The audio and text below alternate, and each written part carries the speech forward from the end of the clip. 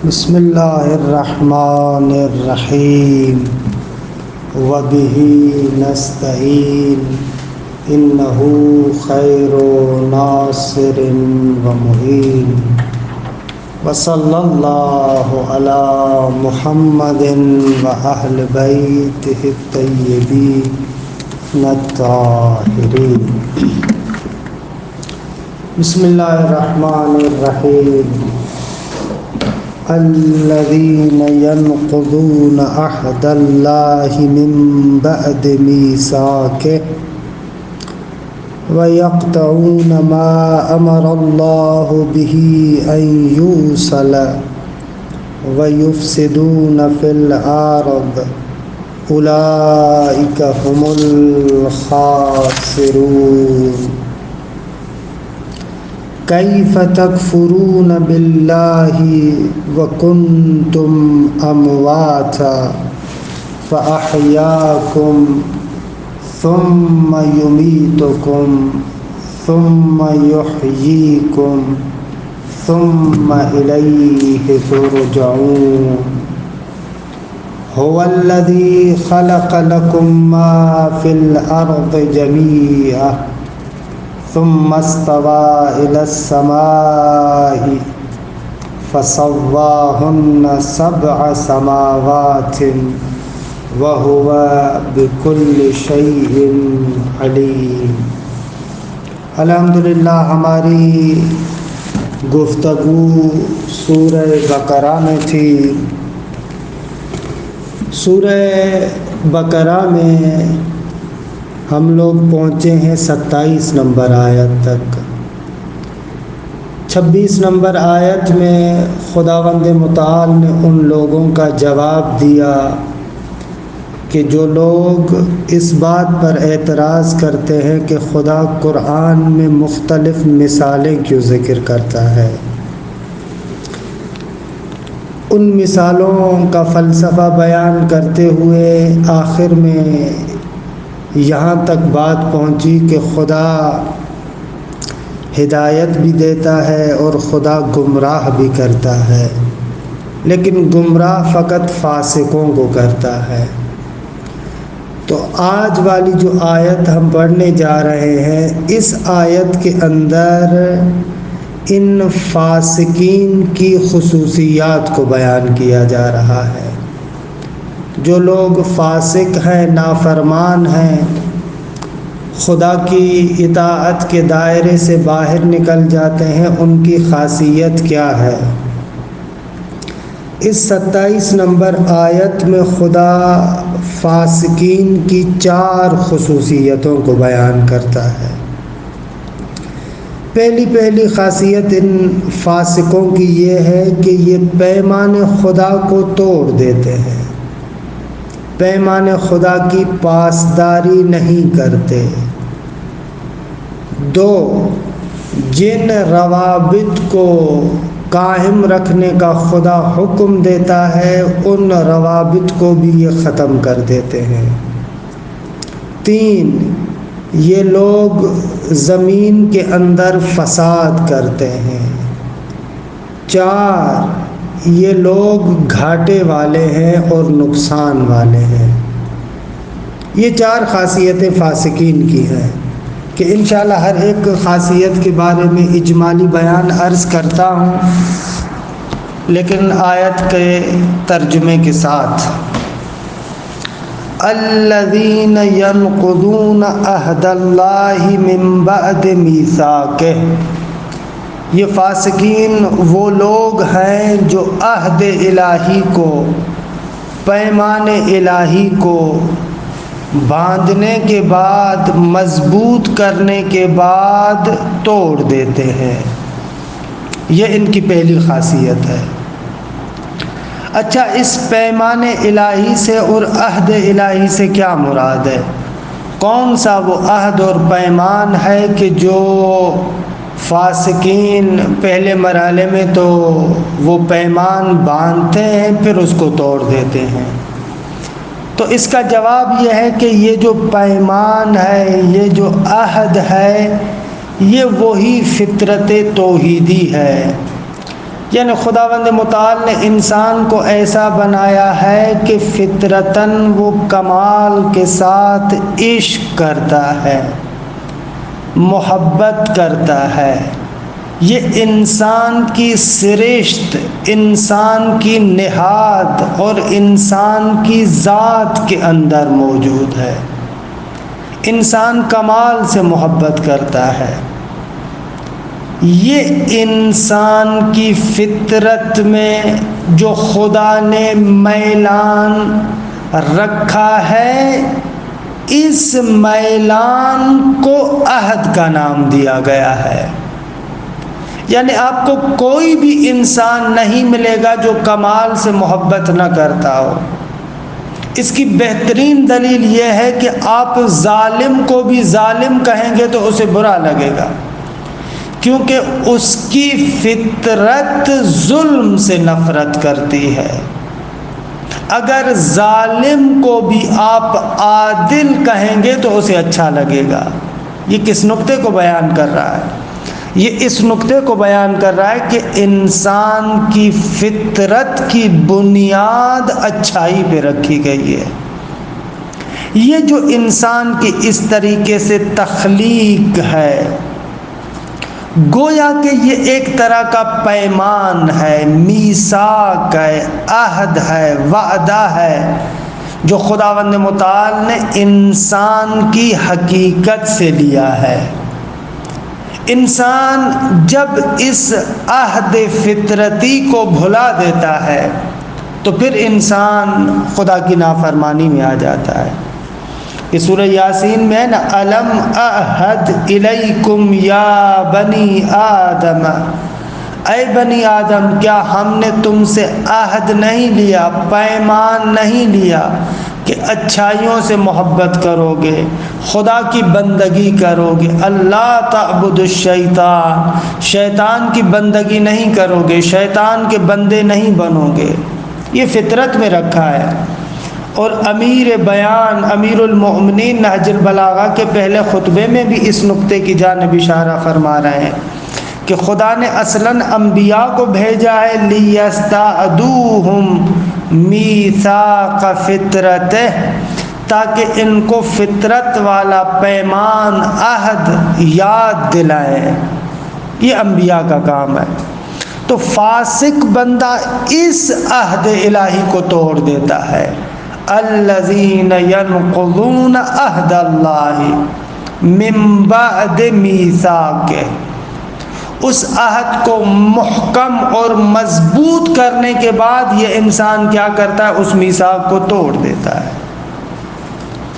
اچھا، یہ ہو گیا عہد الہی کو توڑنا۔ دو، وَيَقْطَعُونَ مَا أَمَرَ اللَّهُ بِهِ أَن يُوصَلَ، اور ان روابط کو قطع کرتا ہے، ختم کر دیتا ہے، جن روابط کو جوڑنے کا خدا نے حکم دیا ہے، جن روابط کے وصل کا، جوڑنے کا خدا نے حکم دیا ہے، یہ ان روابط کو توڑ دیتا ہے، قطع کر دیتا ہے۔ اچھا، آیت کا وسیع مفہوم ہے، عام مفہوم ہے، یعنی تمام وہ روابط کے جن روابط کو جوڑنے کا خدا نے حکم دیا ہے، ان تمام روابط کو یہ لوگ توڑ دیتے ہیں۔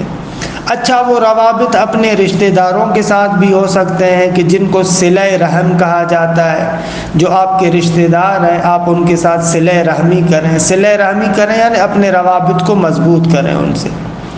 اور اسی طریقے سے جو اولیاء الہی ہے، ائمہ ہیں، اولیاء نعمت ہیں، ان کے ساتھ بھی آپ کا رابطہ جڑا ہوا ہونا چاہیے۔ انسان کبھی کبھار اپنے ولی نعمت، اپنے امام، اپنے حجت خدا کے ساتھ رابطے کو توڑ دیتا ہے۔ تو اس اعتبار سے آیت کا عام مفہوم ہے۔ روایات میں جو آیا ہے نا کہ اس کو فٹ کیا گیا ہے خود اہل بیت اطہار کے ساتھ، کہ یہ لوگ اہل بیت اطہار کے ساتھ رابطے کو ختم کر دیتے ہیں، یہ اس کا ایک مصداق ہے۔ یعنی ایک مصداق یہ ہے کہ انسان کا ولی خدا کے ساتھ، اپنے ولی نعمت کے ساتھ، اپنے امام کے ساتھ رابطہ ہونا چاہیے۔ یہ ایک مصداق ہے کہ بعض روایات میں اس کی طرف اشارہ بھی ہے، اور ایک مصداق اس کا صلہ رحم ہے، اپنے ارحام کے ساتھ، اپنے رشتہ داروں کے ساتھ تعلق کو جوڑا جائے۔ کہ روایات کے اندر یہ ہے کہ صلہ رحم کہ بہت زیادہ فوائد ہیں، صلہ رحم کے ذریعے سے انسان کی عمر میں اضافہ ہوتا ہے، صلہ رحم کے ذریعے سے ملک اور شہر کے اندر آبادی بڑھتی ہے۔ یہ صلہ رحم کہ آیت کا عرض کیا کہ عمومی مفہوم ہے۔ یہ دوسرا نقطہ یا دوسری خاصیت منافقین کی۔ تیسری خاصیت وَيُفْسِدُونَ فِي الْأَرْضِ، یہ لوگ زمین کے اندر فساد پھیلاتے ہیں۔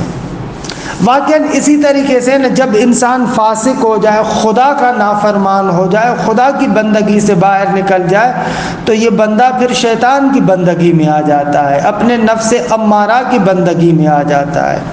اچھا، جب یہ خدا کی ولایت سے نکل کر، خدا کی بندگی سے نکل کر شیطان کی بندگی میں آتا ہے، اپنے ہوا و ہوس کی بندگی میں آ جاتا ہے، تو پھر اس کا کام وہی گناہ کرنا ہوتا ہے، اس کا کام تجاوز ہوتا ہے، اس کا کام فساد ہوتا ہے۔ یہ اپنے اصلی ہدف کو بھلا کر صرف اپنی وقتی اور شخصی لذتوں کو مد نظر رکھتا ہے۔ اس کا قہری نتیجہ یہی نکلے گا کہ یہ بندہ فساد پھیلائے گا۔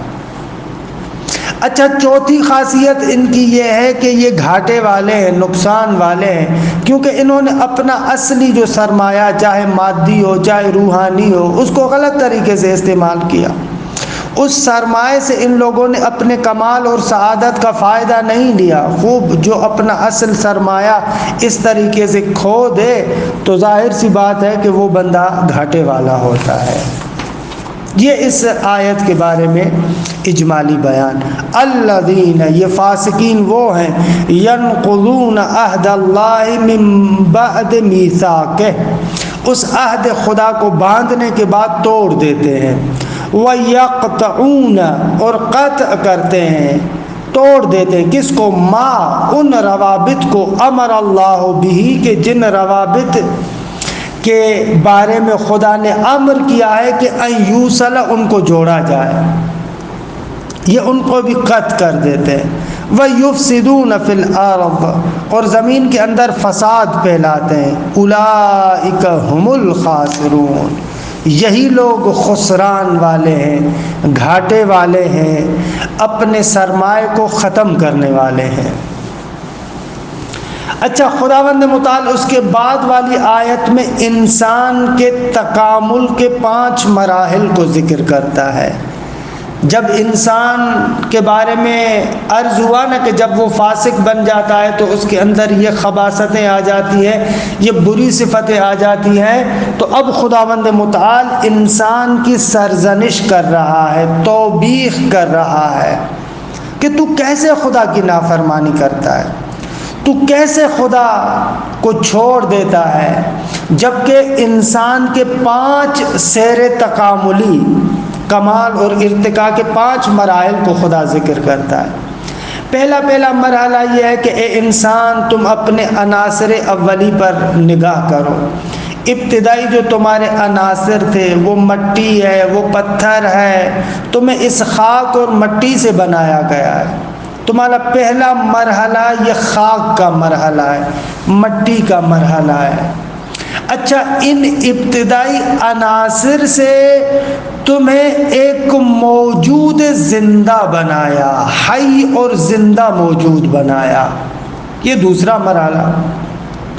اچھا، کافی عرصے تک تم زندہ رہ کر اس دنیا میں رہتے ہو، مختلف کاموں کو انجام دیتے ہو، مختلف نعمات سے استفادہ کرتے ہو، بہرحال ایک وقت اور ایک پیریڈ تمہارا اس زندگی میں گزرتا ہے، پھر تمہیں اس دنیا سے منتقل کیا جاتا ہے دوسرے عالم کی طرف، کہ جس کو برزخ کہا جاتا ہے، کہ برزخ کے اندر جو تو نے اس دنیا کے اندر کمایا ہے اس کی حقیقت سے کسی حد تک آشنا ہوتے ہو۔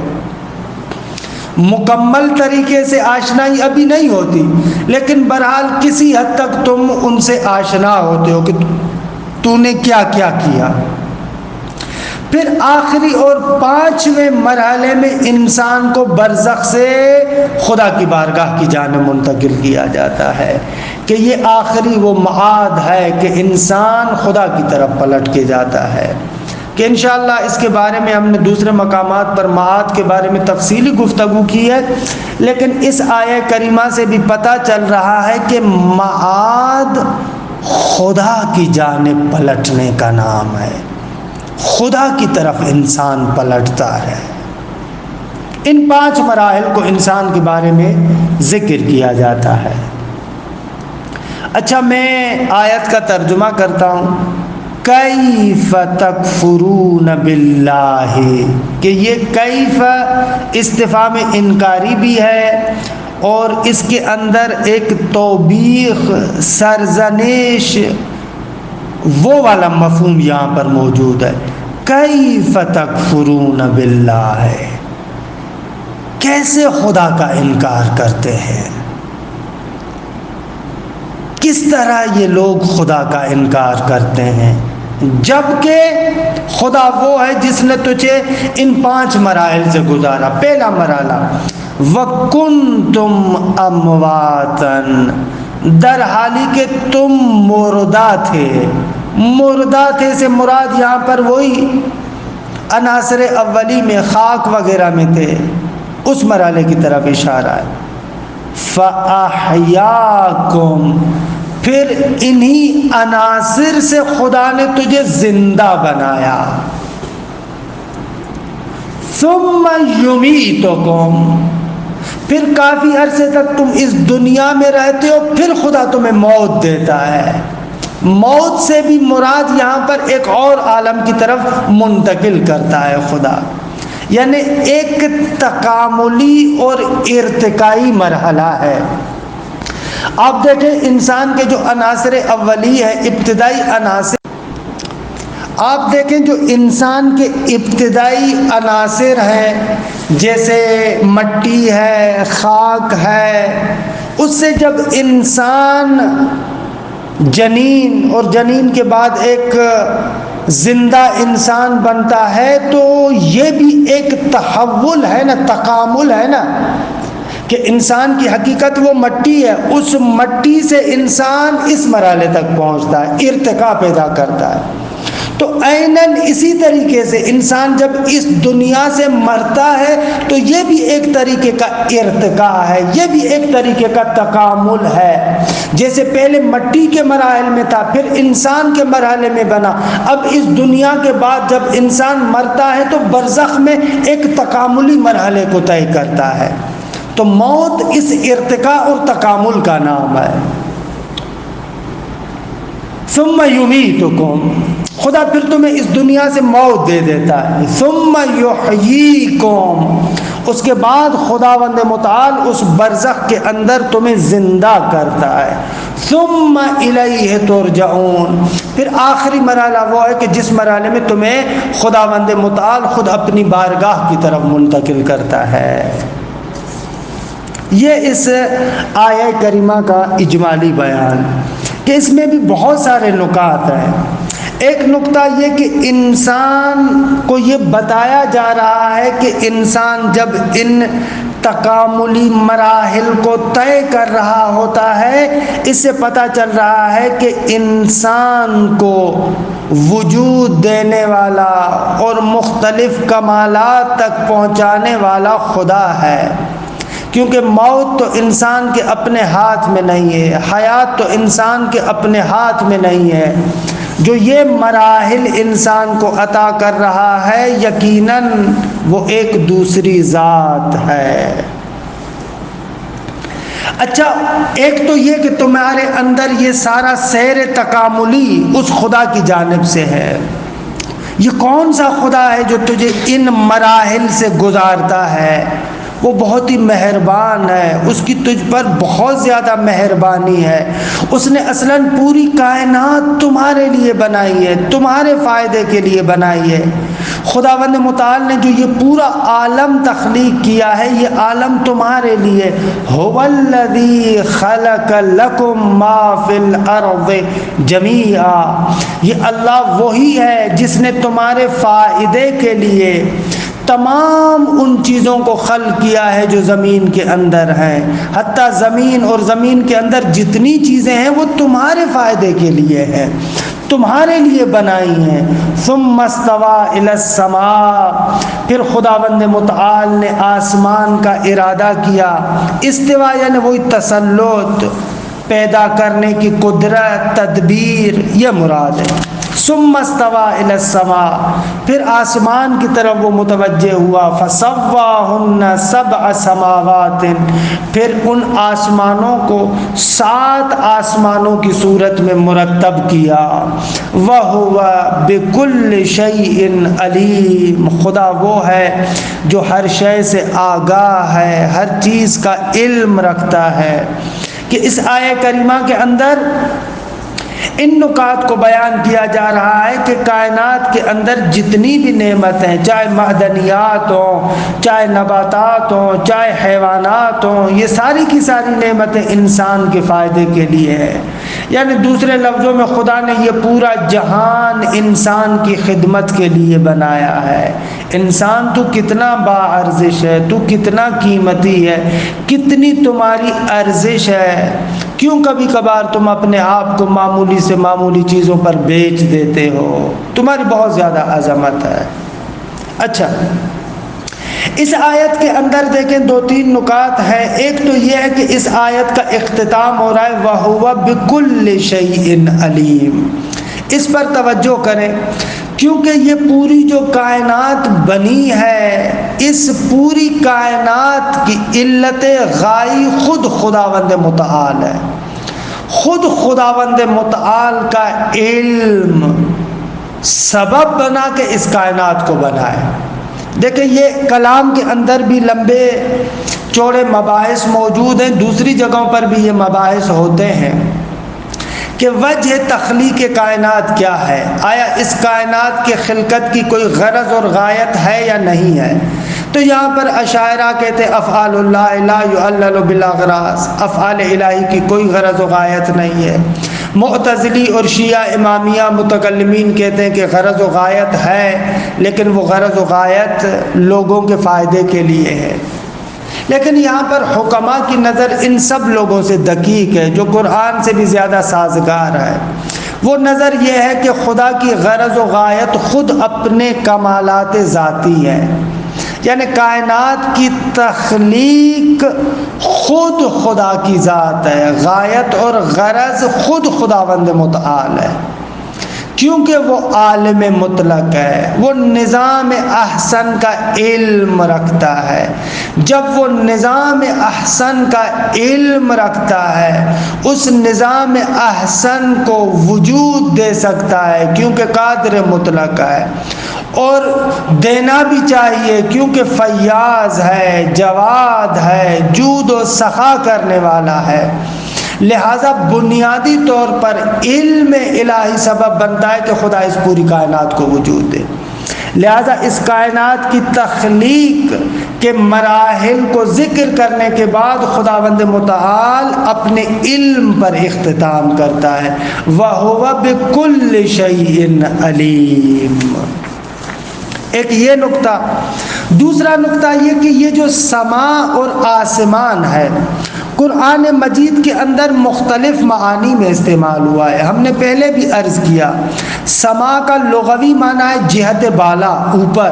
عرض کا لغوی معنی ہے جہت پائین یعنی نیچے، لیکن بعض جگہوں پر اسی معنی میں استعمال ہوا ہے سماء یعنی جہت بالا، اوپر، جیسے سورہ ابراہیم کی آیت نمبر 24۔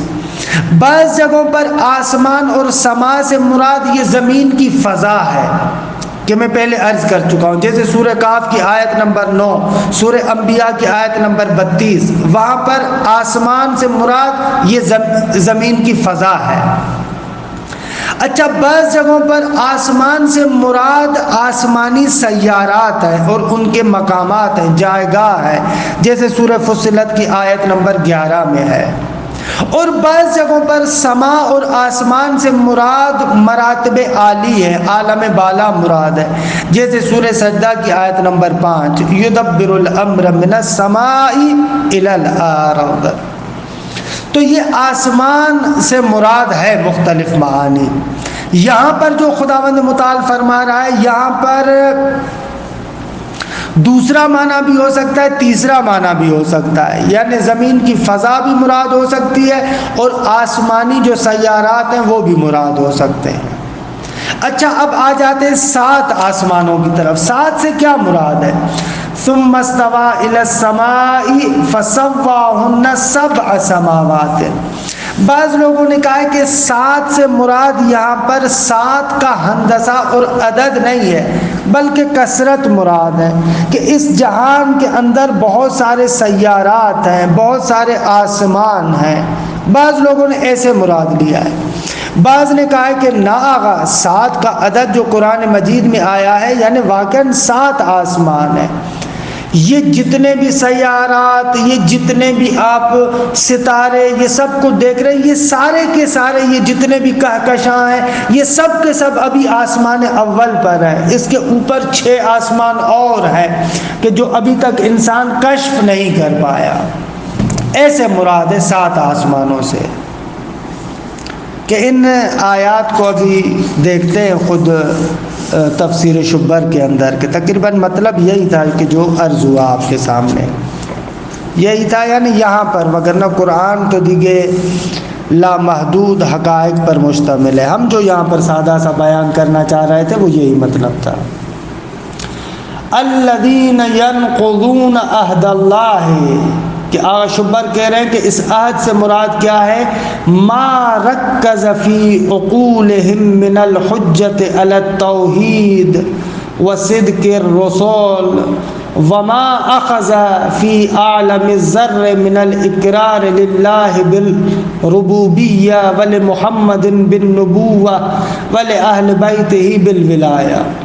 اس عہد الہی سے 2 چیزیں، یا تو وہ دلائل ہیں کہ جو انسان کی عقل کے اندر خدا نے مرکوز کیے ہیں، چھاپ دیے ہیں، کہ ہم جس کو فطرت کہہ رہے تھے، کہ خود انسان کے عقل کے اندر حجت اور دلائل موجود ہیں توحید الہی پر، صدق رسول پر۔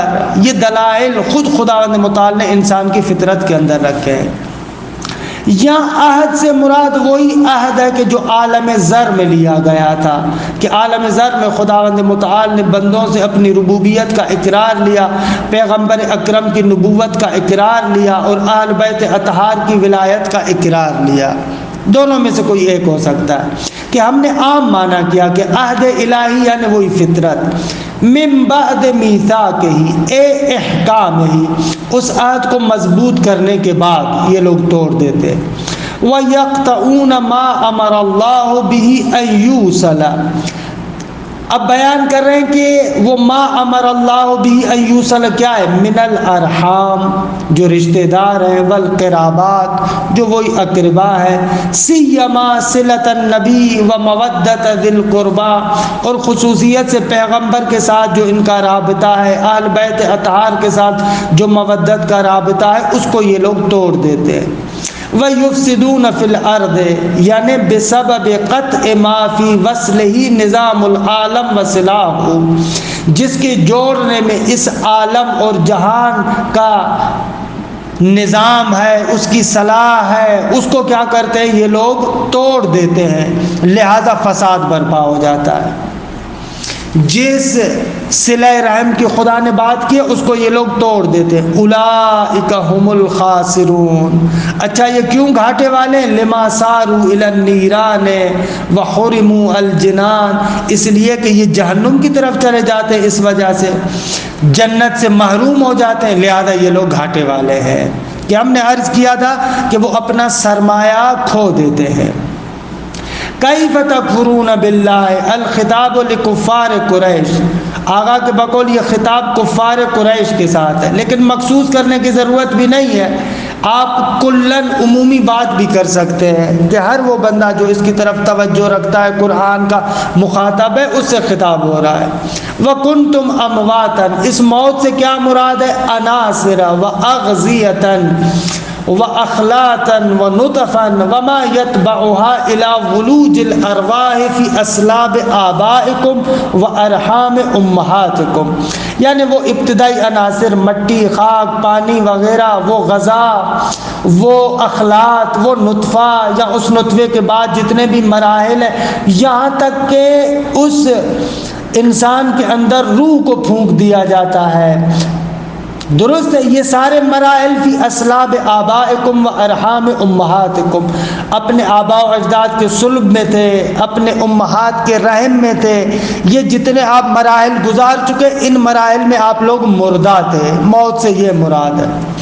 فَأَحْيَاكُمْ، تم ان عناصر کی شکل میں تھے، خدا نے زندہ کیا، کیسے؟ بِنَفْخِ الْأَرْوَاحِ فِيكُمْ، تمہارے اندر ارواح کو پھونک دیا۔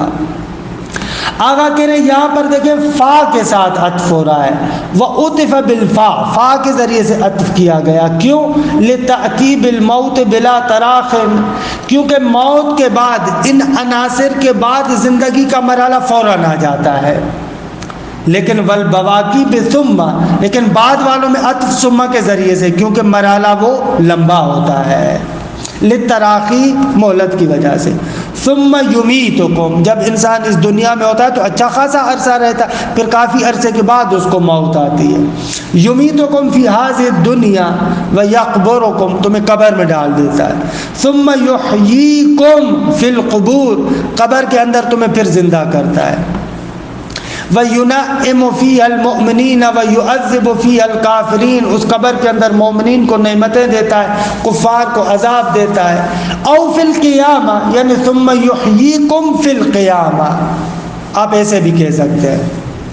ثم الیہ ترجعون، یعنی بعد النشور، نشر ہونے کے بعد، حشر اکبر کے بعد تم خدا کی طرف پلٹائے جاؤ گے، کیوں؟ للجزا، جزا کے لیے۔ او تبعثون من قبورکم الیہ للحساب، خدا کی بارگاہ کی طرف تم لوگوں کو اٹھایا جاتا ہے۔ تبعثون، تمہیں قبروں سے اٹھایا جاتا ہے، جاؤ خدا کی بارگاہ میں، کیوں؟ للحساب، حساب کے لیے۔ فالواو وکنتم للحال، کہتے ہیں کیف تکفرون باللہ وکنتم، یہ واو حالیہ ہے، تم کیسے انکار کر رہے ہو جبکہ حالت یہ ہے۔ اچھا، بعض مراحل کو تو جان چکا ہے، بعض مراحل کو بعد میں جانے گا۔ والحال ہی العلم بجملۃ القصہ، مجموعی قصے کا تمہیں علم ہے۔ لا کل جملۃ منها، ہر ایک مرحلے کا تو علم نہیں ہے، کیونکہ لمضی بعضها، بعض مراحل تو گزر چکے ہیں، واستقبال بعضها، بعض مراحل آنے والے ہیں۔ کوئی بندہ کہتا ہے کہ بابا یہاں پر علم تو فقط ان مراحل کا ہے نا جو مراحل گزر چکے ہیں، لیکن ابھی کچھ مراحل آگے ہیں، قبر کا ہے، حشر کا ہے، وہ مراحل تو نہیں ہے، ان کا تو علم نہیں ہے، کہ مجموع کے اعتبار سے تمہیں علم ہے۔ هو الذی خلق لکم، کہ یہ لام انتفاع کے لیے، یعنی لانتفاعکم، تمہارے فائدے کے لیے۔ ما فی الارض جمیعا، جو کچھ زمین میں ہے وہ سب کچھ تمہارے لیے خلق کیا، کیوں؟ لتعتبروا بہ، تاکہ اس سے عبرت حاصل کرو، وتتوسلوا بہ الی رضوانہ، اور اس کو وسیلہ بناؤ خدا کے رضوان اور رضا کے لیے۔ وتتوقوا، اپنے آپ کو بچاؤ، من عذاب نیرانہ، خدا کے جہنم کے عذاب سے۔ اچھا، ما فی الارض، جو کچھ زمین میں ہے وہ تمہارے لیے بنایا، زمین کو کس کے لیے بنایا؟ کہہ رہے ہیں والارض داخلۃ فی ما فی الارض، ارض بھی زمین کے اندر داخل ہے۔ ان ارید بہا جہت السفل، اگر زمین سے مراد لیں جہت سفل، نیچے والی جہت، کسما جہت العلو، جیسے سما سے مراد اوپر والی جہت آپ لیتے ہیں۔ وَإِلَّا فَلَا، اگر ارض سے مراد یہ نچلے والا حصہ جہت سفل کو نہ لیں تو پھر ارض کے اندر، پھر ارض ما فی الارض کے اندر داخل نہیں ہوگا۔ وَجَمِيعًا حَالٌ مِّمَّا، ما فی الارض، اس ما کا حال ہے جمیعاً۔ ثم استوى الى السماء، یعنی اخذ فی خلقها واتقانها، اس کو خلق کرنا شروع کیا، اس کو متقن اور محکم بنایا۔ فسواهن، یعنی عدلهن، ان کو اعتدال میں رکھا، عن العوج والفتور، ٹیڑائی سے کوئی شگاف نہیں ہے اس میں۔ وَالضَّمِيرُ لِلسَّمَاءِ، ہن کی ضمیر کہہ رہے ہیں کہ سما کی طرف جا رہی ہے۔ اچھا سما تو مفرد ہے، ہن جمع کہہ رہے ہیں ان فسرت بالجنس اب الجمع، یا کہا یہ اس صورت میں کہ جب سما سے مراد جن سے سما ہو یا سما سے مراد جمع ہو تو اس صورت میں ہن کی ضمیر ادھر جائے گی۔ لیکن اگر سما سے مراد مفرد ہے تو یہ ضمیر وہ ہو جائے گی، یعنی ضمیر مبہم ہے۔ وَإِلَّا فَمُبْهَمٌ، یہ ضمیر مبہم ہے۔ يُفَسِّرُهُ مَا بَعْدَهُ، ما بعد یعنی سبع سماوات اس کی تفسیر کر رہا ہے۔ جیسے کہتے ہیں نا رُبَّهُ رَجُلًا، یہ ضمیر مبہم ہے کہ رجلن بعد والی تمیز اس کو واضح کر رہی ہے۔ سبع سماوات منصوب ہے اس لیے کہ ہن کے لیے یا بدل ہے یا اس کے لیے مفسر ہے۔ وَهُوَ بِكُلِّ شَيْءٍ عَلِيمٌ، یعنی علم المصالح، خدا مصالح کو جانتا ہے۔ فَخَلَقَ مَا فِيهِ صِلَاحَكُمْ، اور خلق کرتا ہے پھر ان چیزوں کو کہ جس میں تم لوگوں کی صلاح ہے، اچھائی ہے۔ کہ یہ تقریباً شبر کا ترجمہ ہو گیا۔ وصلی اللہ علی محمد و اہل بیتہ الطیبین الطاہرین۔